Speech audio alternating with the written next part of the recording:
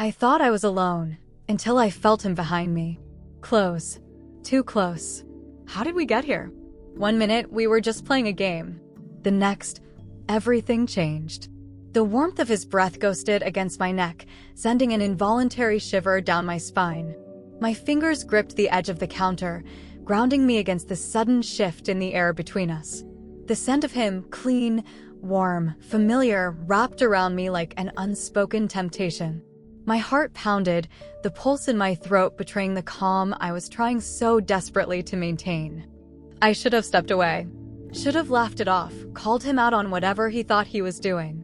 But I didn't. Instead, I stayed, lingering in that charged space where nothing had been said, yet everything felt like it was hanging by a thread. We were just playing, I whispered, more to myself than to him.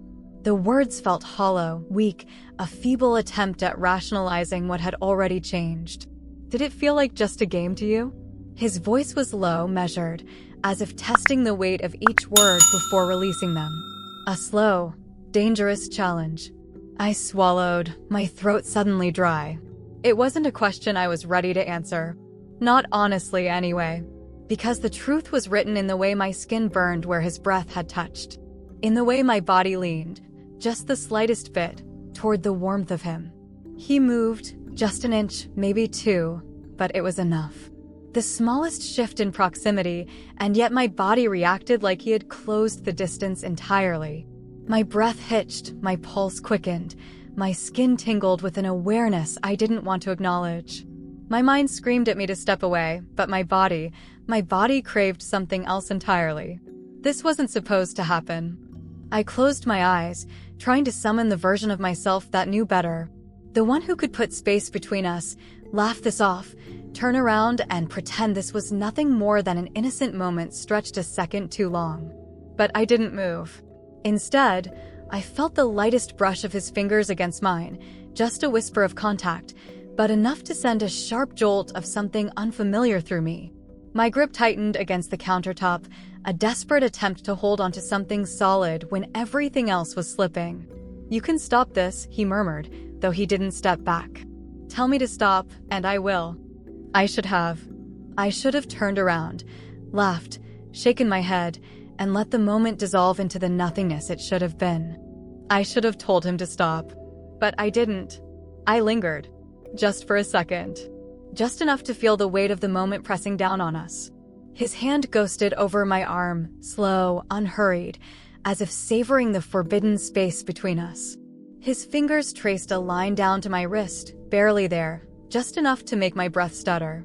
The air grew thick with something unspoken, something heavy and impossible to ignore.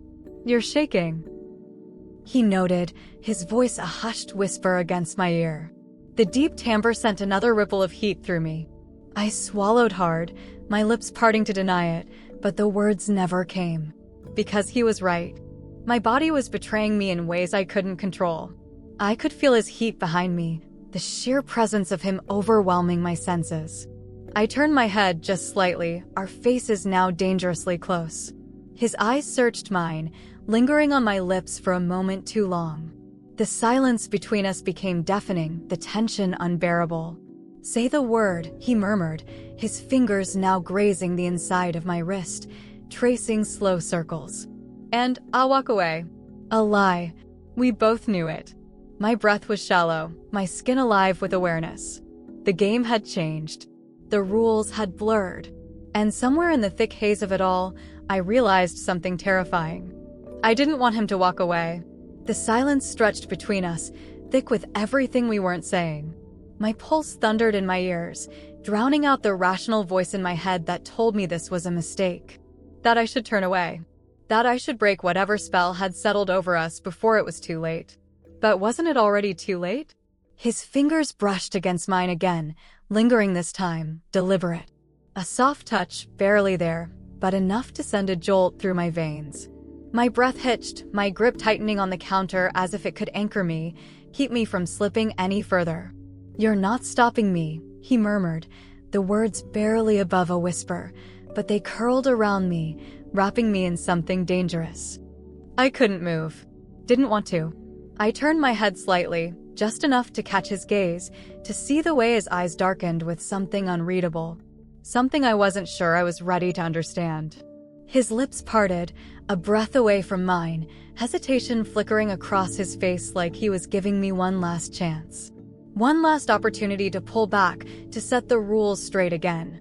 But the rules had already changed, and I wasn't sure I wanted to put them back in place. My body answered before my mind could. I shifted, just slightly, closing the unbearable distance between us.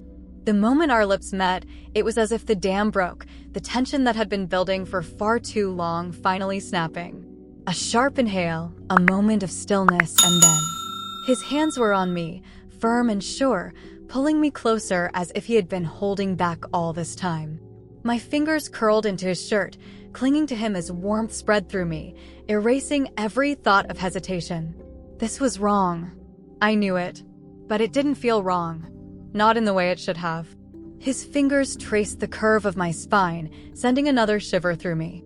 Every touch, every breath, every whispered word against my skin unraveled something inside me, something I hadn't even realized I had been holding onto.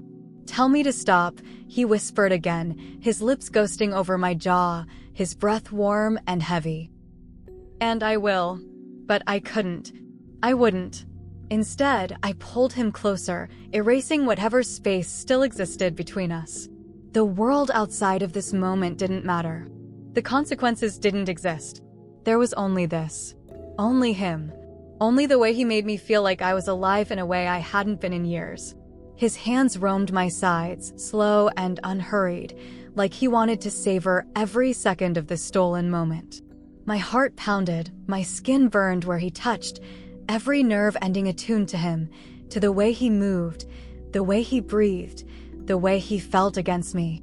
I knew we were crossing a line we could never uncross. And yet, I didn't care. Time blurred, every second stretching and folding into the next. His lips traced a path down my neck, and I tilted my head back, letting him, wanting more, needing more. This wasn't a game anymore. This was something else entirely. Something we couldn't take back. And then, just as suddenly as it began, reality crashed back in. A sharp knock at the door. A jolt of cold panic in my chest. We froze, our breathing ragged, bodies still tangled together in the remnants of what we had just done. My eyes darted to his, panic flickering between us, the weight of our choices pressing down all at once. The moment was over. The world had caught up to us. And now we had to face whatever came next. Whatever that would be.